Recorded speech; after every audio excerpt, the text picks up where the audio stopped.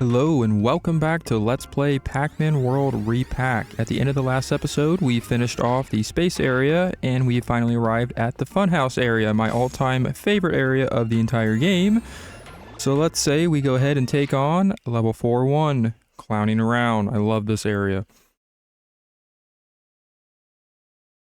So based off of the first episode title of the Funhouse area, it's probably safe to say that this is going to be a circus-themed area featuring some pretty interesting looking platforms and locations that we're going to be exploring here.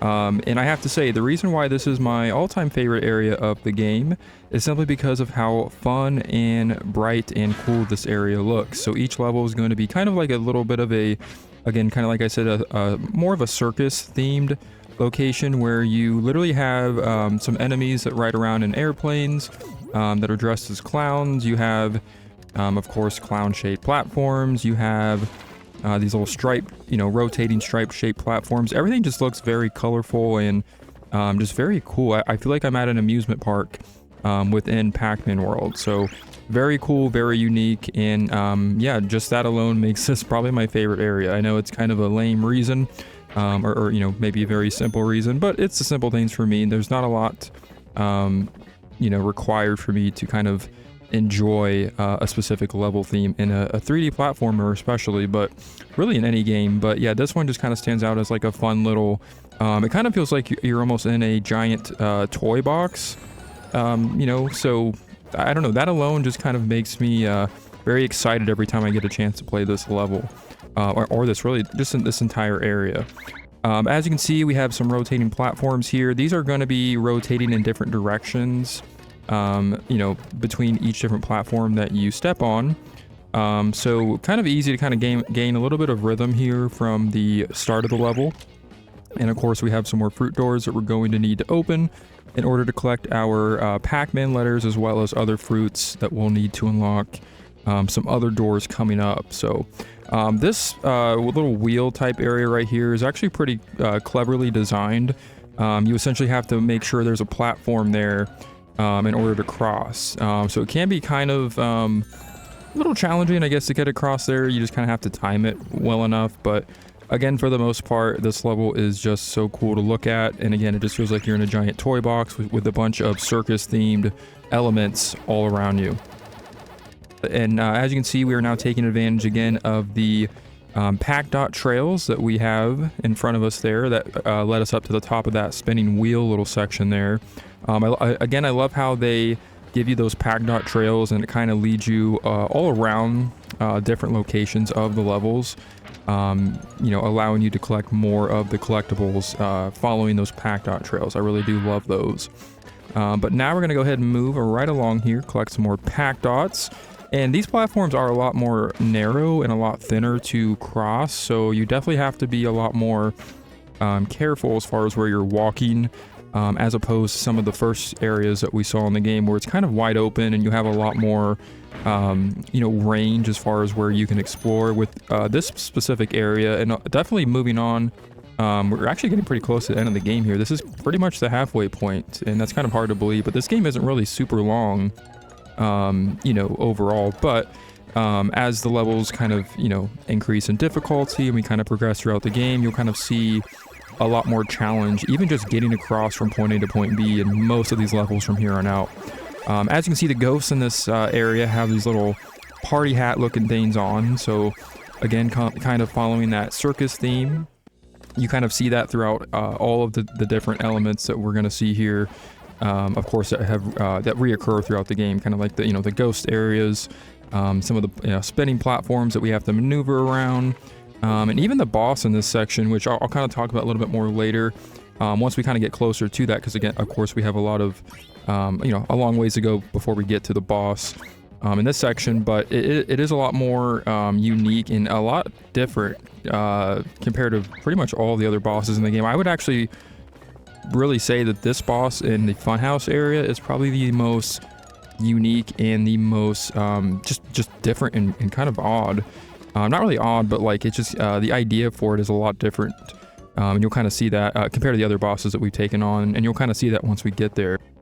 But this area right here is kind of creepy because you have these giant clown heads, and They essentially have these platforms that, come out of their mouths, and it looks like they have like this giant tongue thing, so you're essentially jumping on and platforming over these creepy clown tongues. So again, this Funhouse area and these levels get a lot of creativity points for me. So but yeah, moving along pretty quickly. We already have almost all of the Pac-Man letters assembled, and these guys are kind of annoying but easy to take down if you can butt bounce onto them.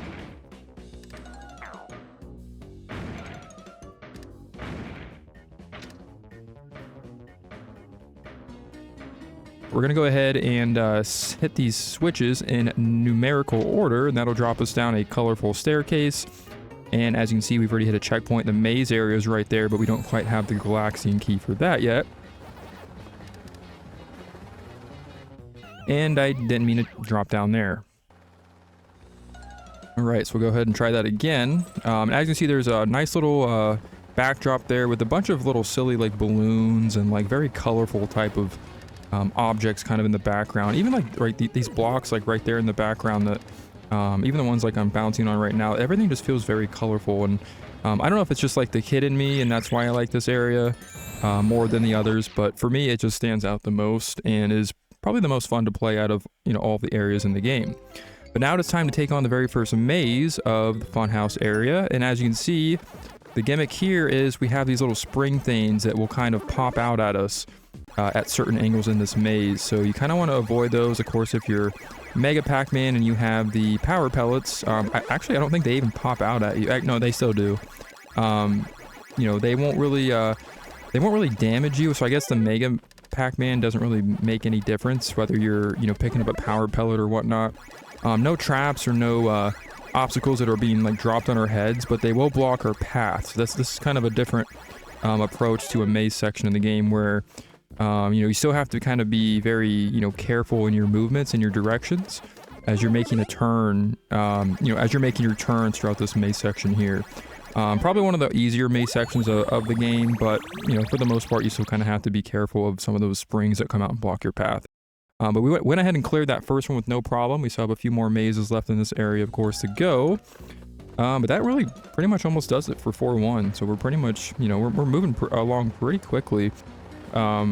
So not really much left to say there. But now we're going to go ahead and bounce on top of these blocks, these colorful blocks, very pretty. And we have more of these firing cannons that we haven't seen since, I think it was like the pirate ship area, the very first area of the game. Kind of blasting at us, so we haven't really seen that mechanic in a while, and they kind of bring it back here in the Funhouse area. Go ahead and hit that Pac-Man switch, and that's going to activate something else for us. And these guys on the planes can be kind of annoying because they kind of fly like around you and very unpredictable type of they kind of come out of nowhere. Their movements are kind of like circular movements. They kind of just glide around the air for the most part in like a circular fashion, but they can kind of like come out of nowhere. So if you don't see them from afar, they can be annoying to avoid if they kind of come at you, randomly. But we went ahead and cleared 401, so it's now time to take on the very first bonus stage. And as you can see, we have another new bonus stage here. This one involves bouncing on top of balloons. I have to say, this is probably my favorite bonus stage, and that's really not surprising knowing that this is my favorite area of the game. But the fact that you can just, simply platform on these, colorful, shiny little balloons, like I just want to I want to pop them. I don't know why. They just look I mean, I know they pop on their own when you step on them, but the detail in this game, and I know this is the remastered version, but it just looks so detailed. Like these balloons are so shiny, you can see like the all the texture in it, like it looks like an actual like rubber balloon. Like you can just see it. Like it's just really cool looking, very shiny, very colorful, and again just kind of cool little aesthetic there as we're collecting our fruits. But we went ahead and cleared the first bonus stage there, so these bonus stages in this area are probably not going to be as hard to clear, so hopefully we don't have too much trouble with those. All right, so we got 4 1-ups. Very nice. And let's see what that tallies our score to. And very nice, an additional 41,000. We have now exceeded 400,000 as our now new total high score. So very nice indeed. We're Moving right along here, and again, I don't really care too much about the final high score number, but it's kind of cool to see it, kind of increase that much already. So as you can see, we have collected everything that there is to collect in 4-1, so we're going to move right into 4-2, Barrel Blast.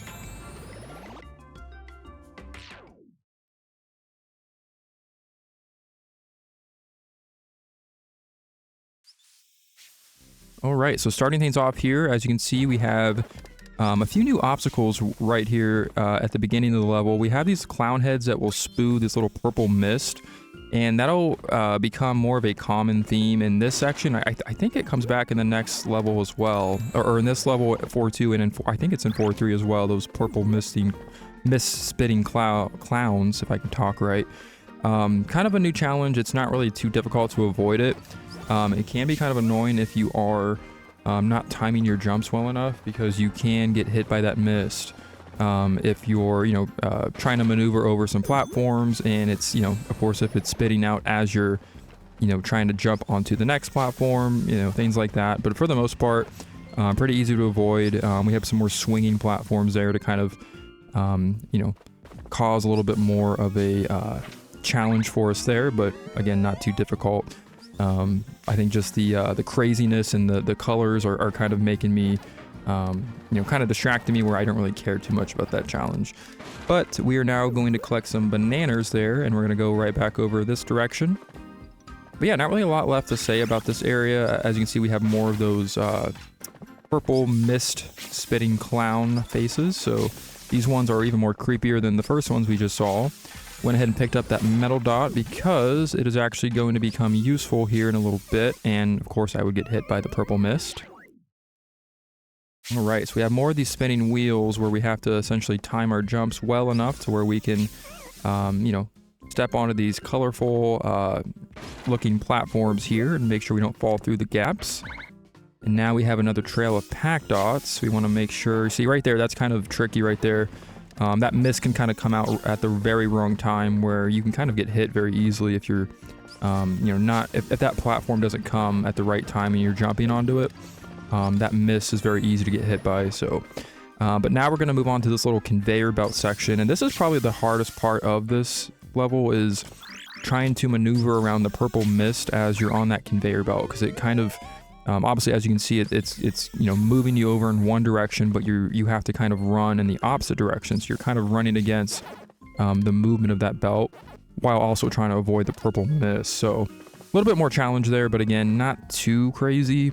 Especially knowing the level that's coming up after the Funhouse area, or the next area, is probably my least favorite, and there's a lot more challenge to that one. This part right here is pretty creative. There's a little bit of a we have more of the wheels, but now they've thrown in these little, I guess, burners that are gonna fry us to a crisp here, as you can see there. So we kind of want to avoid those. So a little bit of an extra challenge. Not only do we have to not fall through the gaps of this wheel, but we have to not burn our booty on these burners, man. They're just cooking Pac-Man up like he's, like they're having him for supper tonight or something. Like these clowns, like this reminds me of It, as far as like the creepy factor. They definitely capture that. Which is crazy in a game in a game like this where it's like Pac-Man, it just has like it has like a creepy factor, but maybe that's like the horror movie junkie in me, where I just want that to be more of a thing. It's supposed to be more, obviously this is designed to be more of like a fun kiddie type level, but I just like to add in a little creepy, that little creepy factor, just to make it a little bit more interesting and spice things up. I don't know, I'm a weirdo. I love my horror movies. It's an awesome movie. And those of you who've not seen it, I don't know what the heck you're doing. Go and watch it now. But that's probably one of my all-time favorite horror movies of all time. So, don't know why I said all-time twice. But we have our Galaxian key, so we can now take on the maze for level 4-2. Alright, so one of the, probably another creatively designed maze here. As you can see, we have these stacks of cards that kind of acts as our little perimeter here, and they will move a little bit as you kind of pass them here. As you can see, Mega Pac-Man's pretty large, so he kind of bumps into those cards, and I just love that. It's just a little detail there of those cards being like, kind of moved over as he gets through there. I don't know why those things like really, I don't know, it just excites me, and it makes me just appreciate the little details that go into this game. So But this maze is pretty easy, probably easier than the first one we did. Those spring, I think those spring things do still reoccur. I think they do, are they? Yeah, okay, so they're blocking our path still. So we have that to deal with as well in this maze, just like we did in the last one. But as you can see, that was really nothing in terms of challenge for us, as we got through that with no problem at all. Again, if there's any mazes that are going to be, you know, probably the easier ones to get through, it's probably going to be the Funhouse area. And unless you want to count, I guess, the very first pirate ship area. But I still think these are a little bit easier because that was more underwater gameplay. And I don't know why, but the underwater sections of this game are probably my least favorite. I just don't really prefer them, I guess, compared to some of the other sections. But as you can see, we have some more metal enemies. We want to go ahead and take full advantage of the metal dot. And we can go ahead and destroy them since we are metal for a limited amount of time. And again, I'm very glad and appreciative of, very thankful and appreciative that the metal dot does respawn, because again, if you remember when I was talking about kind of the differences between this game and the original PlayStation 1 version, the metal dot was not something that would respawn after its first use. Alright, so I got a little bit lost there and kind of confused, but we actually want to go back over in this direction where the conveyor belts are. And if you hit this green button right here, that'll actually cause this path to open up, allowing you to collect the letter M.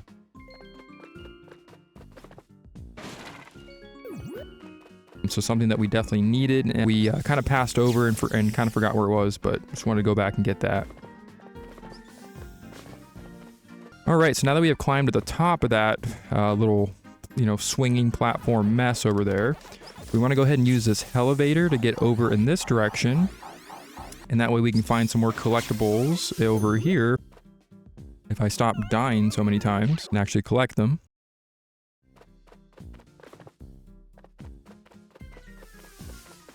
Alright, so getting back on the elevator, we want to go actually accelerate ourselves up to, again, the top of these platforms. And I love how they just put these little pointless items that I don't really need. Like, I mean, it's nice to have like extra pieces of health and everything, but I feel like this game isn't that complicated where it's like, or difficult to where it's like they have to be throwing so many, you know, pieces of health or extra lives, like 1-ups at you. And again, I feel like they kind of hand those out, like, especially with the 1-ups in this game, like they really hand those out like candy. And I feel like, I may have taken some, you know, stupid falls, you know, here and there from, you know, in a certain few levels, but, or in a certain amount of levels, but for the most part, this game is almost hard to die in because there's just so many, I don't know, I just feel like it's hard to die. And I'm kind of saying that a little bit too soon here. We're kind of getting close to an area where it's actually pretty difficult. The last two levels, I think, are the more, obviously the hardest levels of the game, which granted they're the last two levels, but up until, you know, this point, it's pretty easy to not die. So I don't think it's that necessary to throw out that many 1-ups and extra pieces of health. But who am I to say that? You know, maybe other people think differently than that. But anyways, I've talked enough about that. We want to get back on the top of this rotating wheel. As you can see, they have placed those little burner things on top of the wheel. But if we open that first door up, we actually get a key. So we will be finding another family member of Pac-Man in this level, so we definitely want to keep our eye open for that, because we have, if you remember, we have another 3 family members left. There's a total of 6. We've already found 3. Of course, we found Pookie, we found Pac Buddy, the dog, very loyal, trusty dog, and we have found Professor Pac, so we have 3 more to find. So getting past that conveyor belt section, we want to actually head over in this direction now. Do a rev roll over that ramp, and we will find another checkpoint over here. We do another rev roll over this ramp, and time it at the exact perfect time.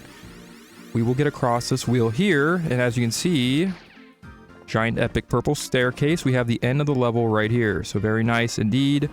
We have cleared it. So yeah, the next Pac family member is actually going to be in 4-3. But it is now time to take on the next bonus stage.